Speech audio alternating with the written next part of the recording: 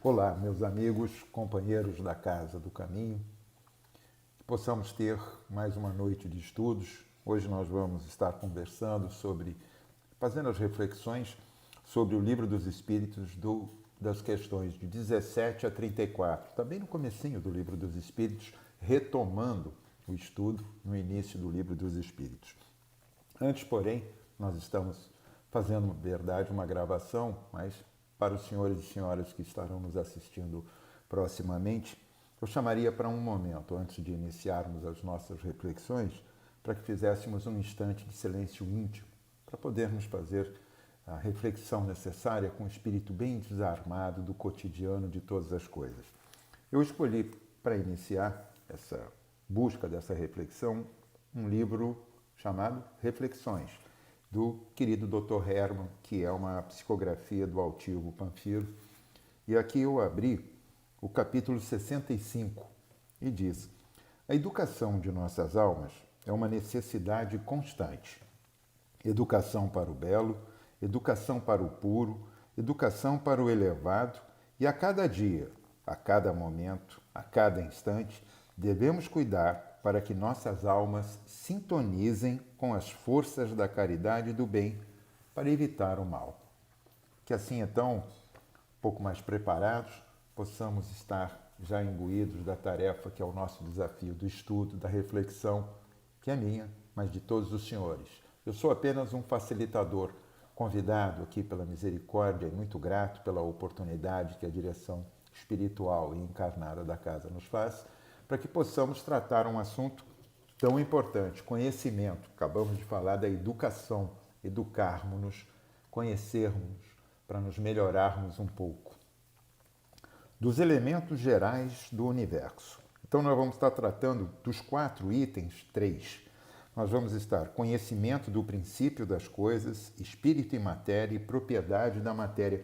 É uma abordagem bastante científica de Kardec à época e que chegou a surpreender a muitos pelas alusões, por todas as convicções que ele ali colocou. Pois que na época, estou falando de 1857, no primeiro momento do Livro dos Espíritos, em que ele é concebido e revisado, e então vai todas as suas questões, expõe fatos que a própria ciência da época desconhecia e que foi motivo de um dos confrontos à época pela sua publicação. Ele fala conhecimento do princípio das coisas, e ele faz uma pergunta: é dado ao homem conhecer o princípio das coisas? Não. Ele começa dando a negativa. Não. Deus não permite que o homem tudo seja revelado neste mundo. Ele coloca neste mundo.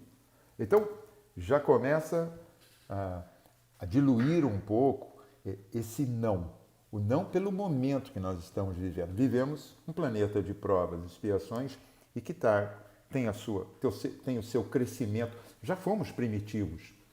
Esse próprio planeta que nos abriga hoje, com provas e expiações, já foi primitivo.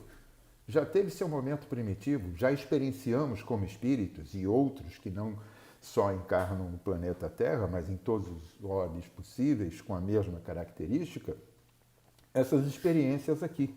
O planeta, afinal, está com 4,5 bilhões de anos, com uma datação do carbono, né? Que é uma outra coisa que vamos tentar falar aqui quando está se falando de matéria. Então, nessa datação pela ciência, 4,5 bilhões de anos. Existe aí uma divergência, às vezes de 200 mil anos, coisa da ciência, mas que está no propósito do tempo. Mas que a gente sabe a pré-existência, porque a pré-existência não é do tempo nosso aqui nesse planeta, mas a pré-existência como espíritos. Né? Então, não é dado. Por quê? Porque existe um limite para o conhecimento nesse mundo. Nós estamos em transição planetária. Então, um momento que já estamos sendo vividos agora. Estamos vivendo esse momento de pandemia que deu esse impacto aí com todo mundo. Está mudando os espaços, mudando as pessoas. Nos últimos 5 meses tivemos avanço da área médica, mas tivemos avanços da área comportamental. Mas tem tanta coisa de ruim acontecendo nesse período. Momento de transição, tá? Está dando um sacode, está sacudindo as estruturas, que já não são só materiais, físicas. Desculpe. materiais e físicas, mas são as estruturas possíveis para movimentarem o que somos aqui, matéria permissível dessas mudanças. E aí ele pergunta aqui: penetrará o homem um dia o mistério das coisas que lhe são ocultas? O véu se levanta aos seus olhos à medida que ele se depura. Poderá compreender certas coisas, mas precisará de faculdades que ainda não possui. Foi um modo gentil, educado, talvez até com uma ação do Kardec, estou só especulando, em dizer que nos falta ainda moralidade.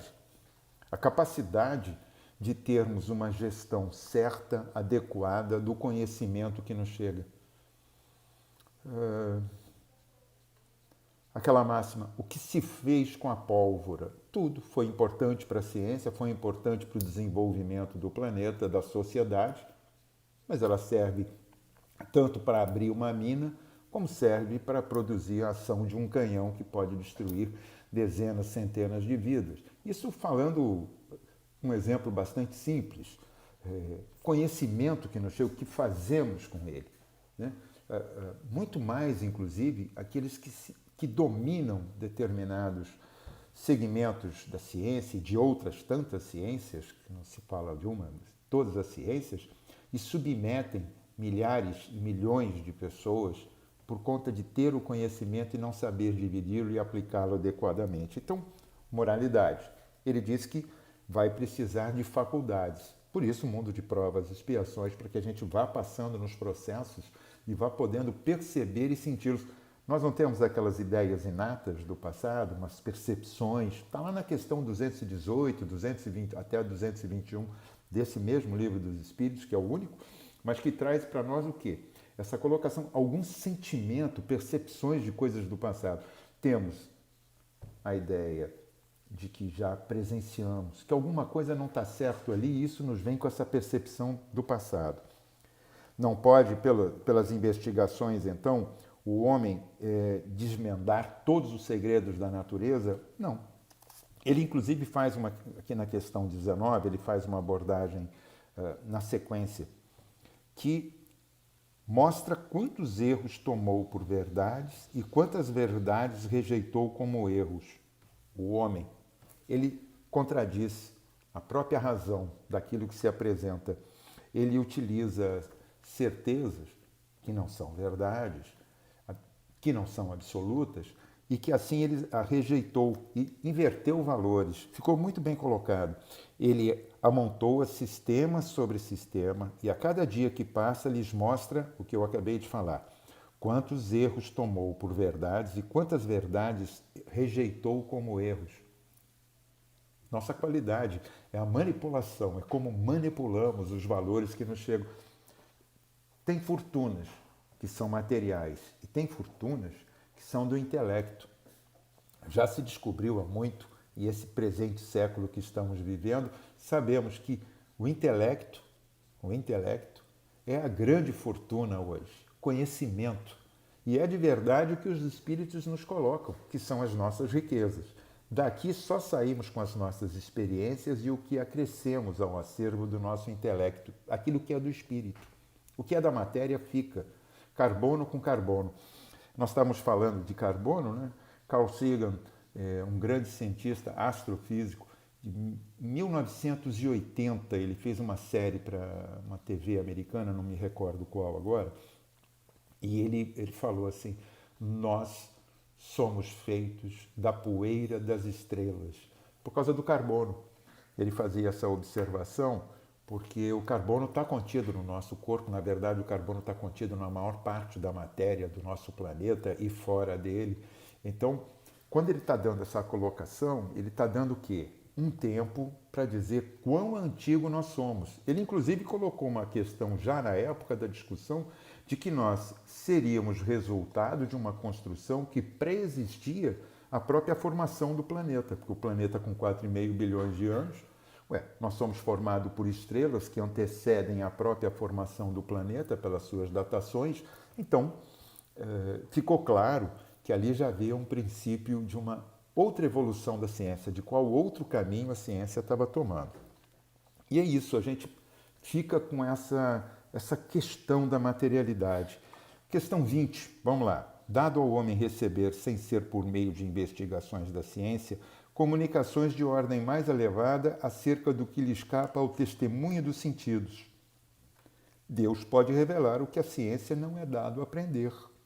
Querem um exemplo? A gente vai buscar. Nós já ouvimos falar em Dr. Louis Pasteur, né? Ele desenvolveu uma série de pesquisas, um médico e cientista e pesquisador famoso francês, tem um instituto com o nome dele, afamado mundialmente, e ele conseguiu a vacina contra a raiva. Das suas muitas descobertas, das suas muitas façanhas científicas, ele descobriu, para nós aqui, um dos fatores que a gente sempre lembra de Louis Pasteur pela questão de ter descoberto a vacina contra a raiva. E isso não era raiva animal, que atingia muitos homens à época pelo formato da sociedade, como vivíamos, e era uma morte terrível, algo que não se conseguia. Bom, ele descobre essa vacina, mas ele tem uma série de conjuntos de intuições. Ele era um homem que se dizia um cientista movido por intuições, tanto que ele tem uma frase que eu vou permitir repetir aqui. O acaso só favorece aos espíritos preparados. Isso é frase de Louis Pasteur. O acaso só favorece aos espíritos preparados. É quase que uma contradição do próprio texto. Nós espíritas aqui estudamos, sabemos que o acaso não existe. Para tudo há uma razão, uma forma, um precedente, um antes, um agora e um porquê do amanhã. Então, ele coloca, o acaso só favorece aos espíritos preparados e não prescinde de observação. Ou seja, nos vê, mas nós temos que ter atenção e saber o que fazer com esse conhecimento, que é o que ele chama de acaso que chega. E dessa forma, veja, a gente dá um salto e vai lá falar de Sir Alexander Fleming, que foi um cirurgião e pesquisador, cientista também, que passou pela guerra, um médico que passou pela Primeira Guerra Mundial e que testemunhou a morte de muitos homens pelos ferimentos da guerra.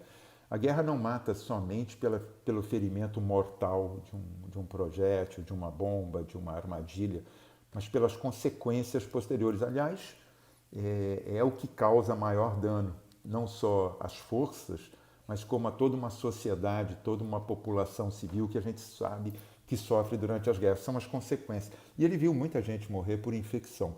E não havia medicamentos ainda à altura. E ele consegue algo que ele se torna também, como Louis Pasteur, dentro das suas invenções, Sir Alexander Fleming, daí até ganhou o termo de Sir, da realeza inglesa, ele consegue sintetizar a penicilina G, através de uma descoberta quase por acaso, por conta de fungo, de um determinado tipo de fungo, que ele percebeu que combatia aquele tipo de infecção. E aí, enfim, aí é a história que não cabe aqui agora, até porque eu não sou expert nessa própria formação de explicar essa história, mas que ele consegue quase que por acaso. Então veja, lá, logo depois dos idos da Primeira Guerra Mundial, já se prevendo a Segunda que chegaria, porque foi um evento quase consequente, já se descobriu um meio de dar uma elevada, através da ciência, da penicilina. Um conhecimento quase por acaso. Outro que traz assim,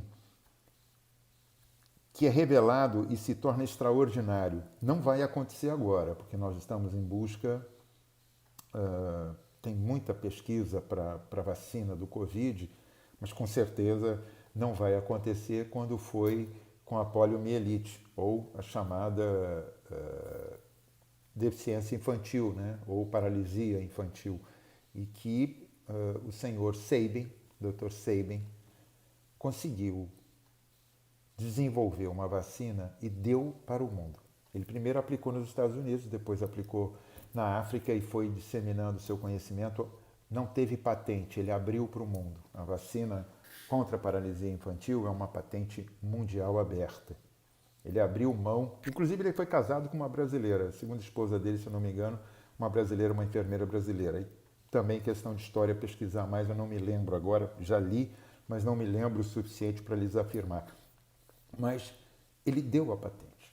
Ou seja, algo que estava afligindo o globo no seu conjunto, atacava todas as crianças, que era polio, ele pegou e deu uma vacina.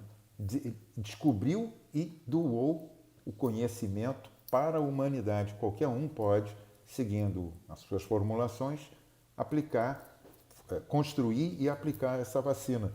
Então, é a questão 20. Dado é o homem receber, sem por meio de investigação da ciência, comunicações de ordem mais elevada, e também receber o resultado, né? Porque existe a comunicação e existe a intenção, aquilo que chega.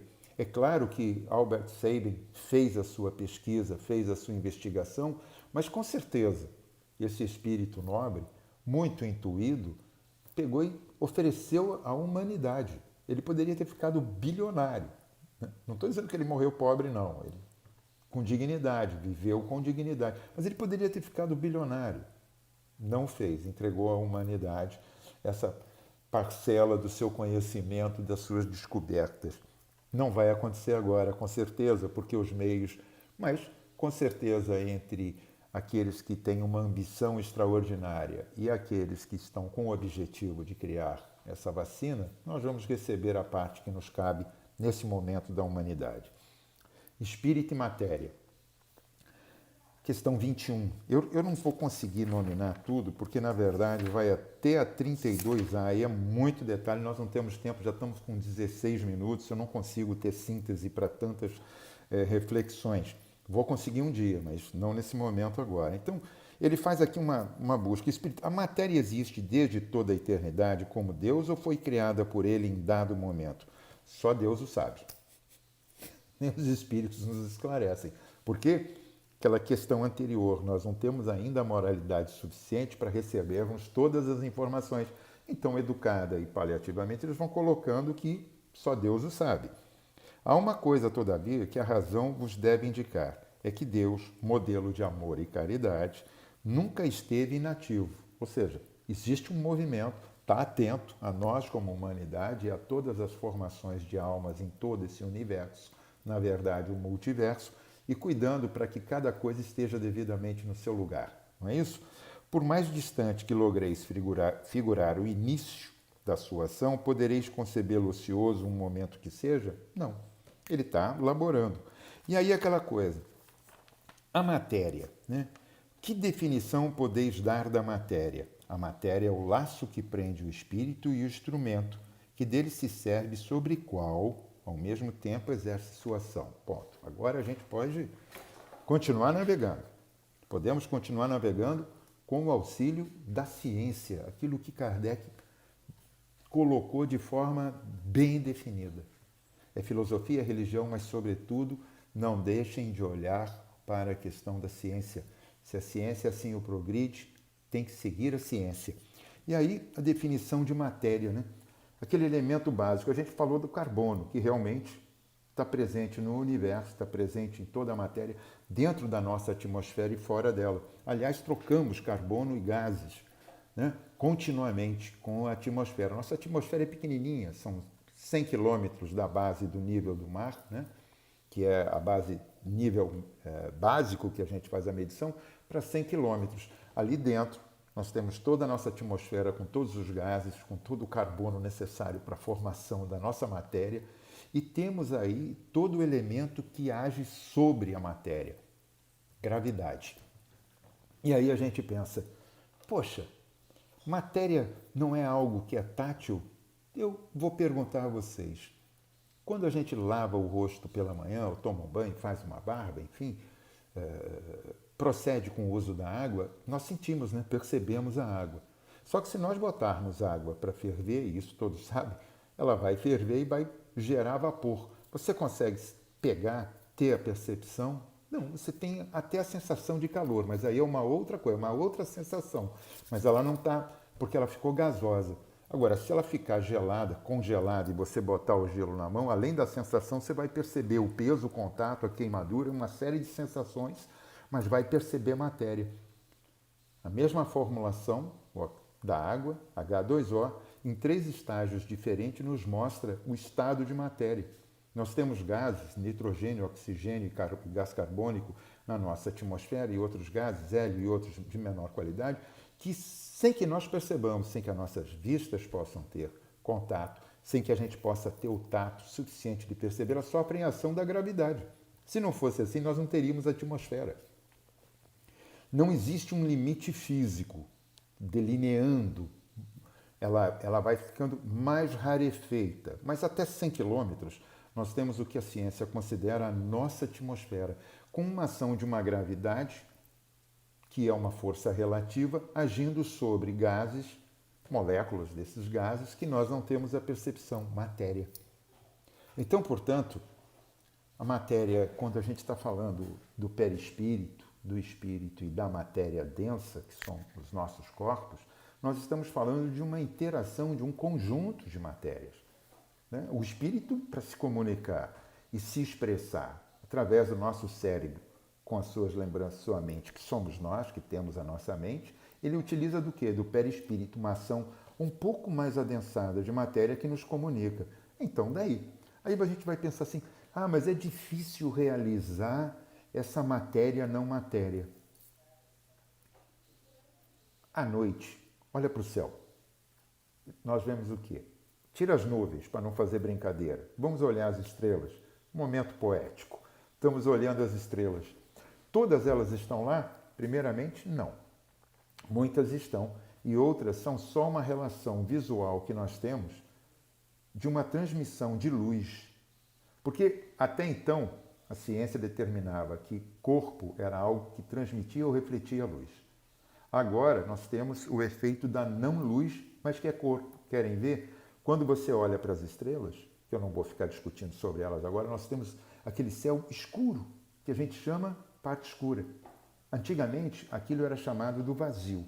E hoje, uma das coisas que mais chamam a atenção da ciência é exatamente essa matéria escura do universo.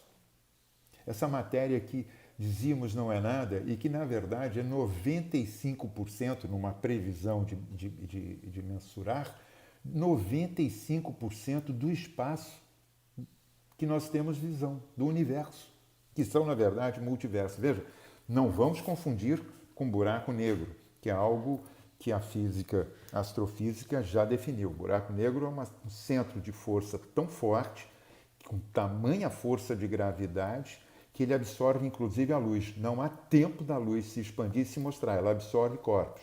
Está lá, é uma pesquisa, é outro momento, vamos chegar lá. Todos nós, os cientistas, mentes brilhantes, estão chegando e cada vez mais acrescendo no nosso planeta para que tenhamos esse conhecimento, não é isso? Mas essa massa que a gente considerava o vazio do escuro, porque você vai para o espaço, para a sua atmosfera, né? Você já não tem mais a gravidade, porque o seu corpo já não sente, mas ela existe. Está provado, inclusive, na ciência, que afora esses 100 quilômetros, a gravidade que existe, existe no exterior. O exterior que eu digo no espaço, aquilo que a gente chamava o espaço sideral. Lá existe uma gravidade, mas existe um conjunto de forças que estão mediando isso. Ao mesmo tempo que existe até 10 mil quilômetros, já foi medido gravidade, existe uma ação dos corpos e existe uma expansão do universo, que quase que uma antítese uma do outro. E no vazio, daquilo que nós não vemos, não percebemos, não temos tato.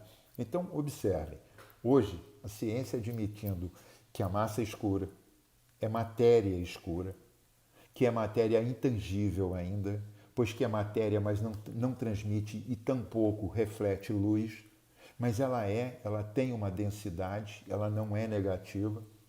Olha só a ciência. E o Espiritismo já mostrando que matéria era uma base comum. Há então dois elementos gerais no universo, a matéria e o espírito. Sim, e acima de tudo Deus, o Criador, o Pai de todas as coisas. Deus, espírito e matéria constituem o princípio de tudo o que existe, a Trindade universal. Essa é a questão 27. Então essa matéria que nós estamos falando está servindo ao espírito por realização de Deus e está aí presente muito antes do nosso conhecimento e da nossa capacidade de mensurarmos algo, né? Usando inclusive a datação por carbono, né? Que é o que vai fazer a medição para a geologia do tempo e do tamanho das coisas, daquilo que é descoberto, muito antes. O Espiritismo, os espíritos já nos trouxeram o conhecimento de que a matéria é única na sua razão. Ela é uma matéria básica, dando forma a tudo mais.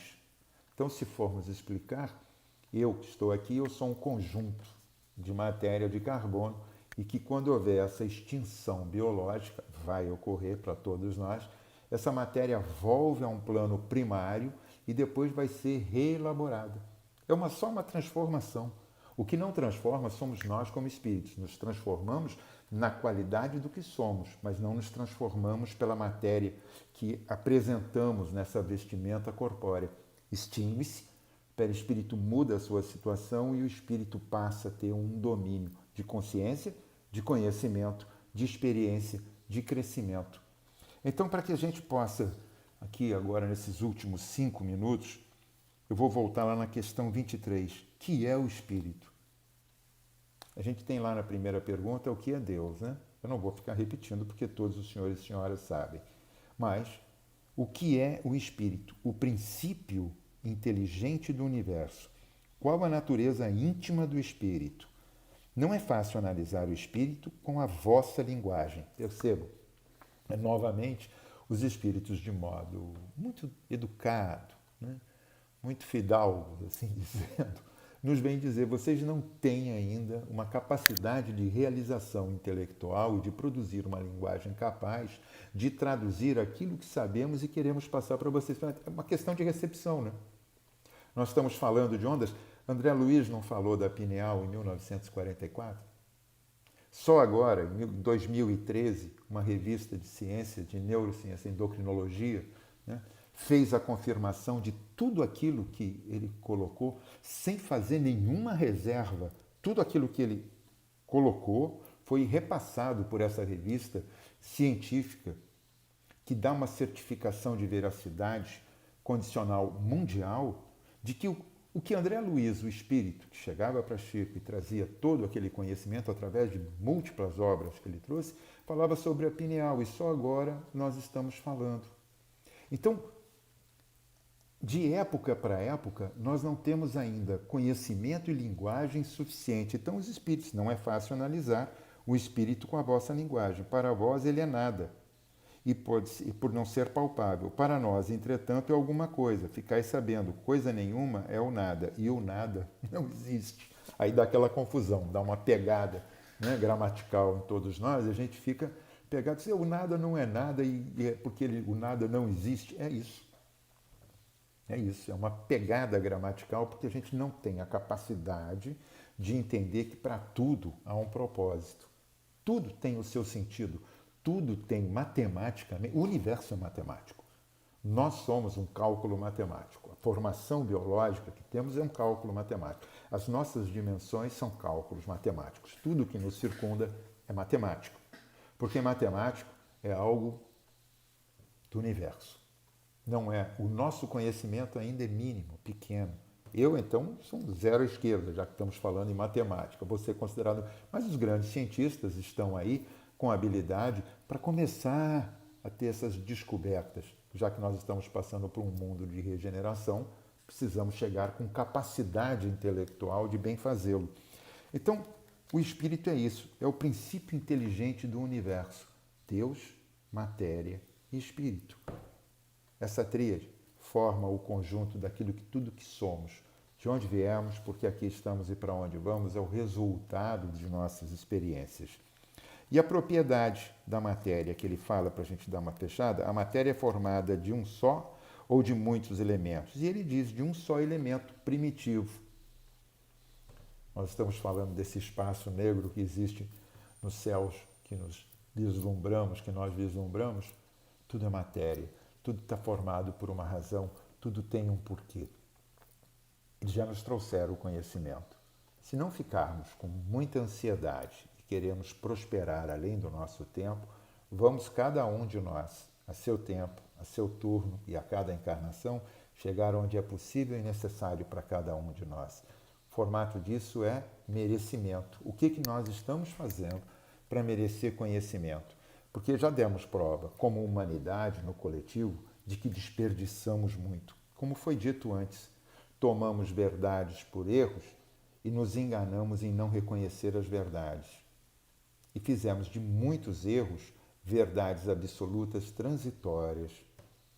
Conhecimento pede merecimento.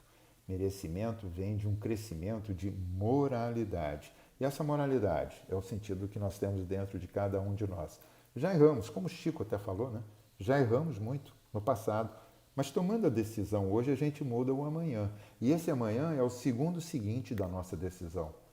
Não precisa ser o amanhã só com o raiar do sol, só com o nascer de um novo dia. É a partir do movimento íntimo, da decisão de vou mudar, eu mudo.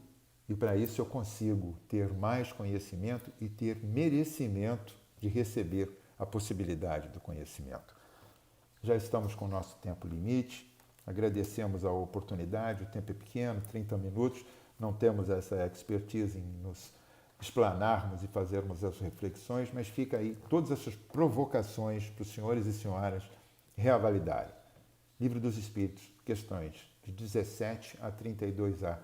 Vão visitá-lo, vejam, revejam, avaliem e, se precisar, podem trazer suas dúvidas através da Casa do Caminho, que nós vamos estar ao dispor para não debater, mas para fazermos uma reflexão junto. Afinal, não sei de tudo. A verdade é que, parafraseando, não sei de nada, né?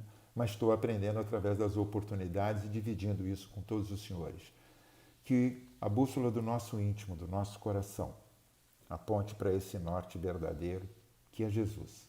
E que possamos ter a gratidão da presente encarnação por tudo que nos vem e por tudo aquilo que nos chega, mesmo aquilo que achamos que perdemos ou nos confrontamos, porque está tudo na razão do ensinamento e de um aprendizado muito bem colocado para cada um de nós. Que a graça de Deus esteja presente em nossos dias, hoje e sempre. Graças a Deus. Obrigado.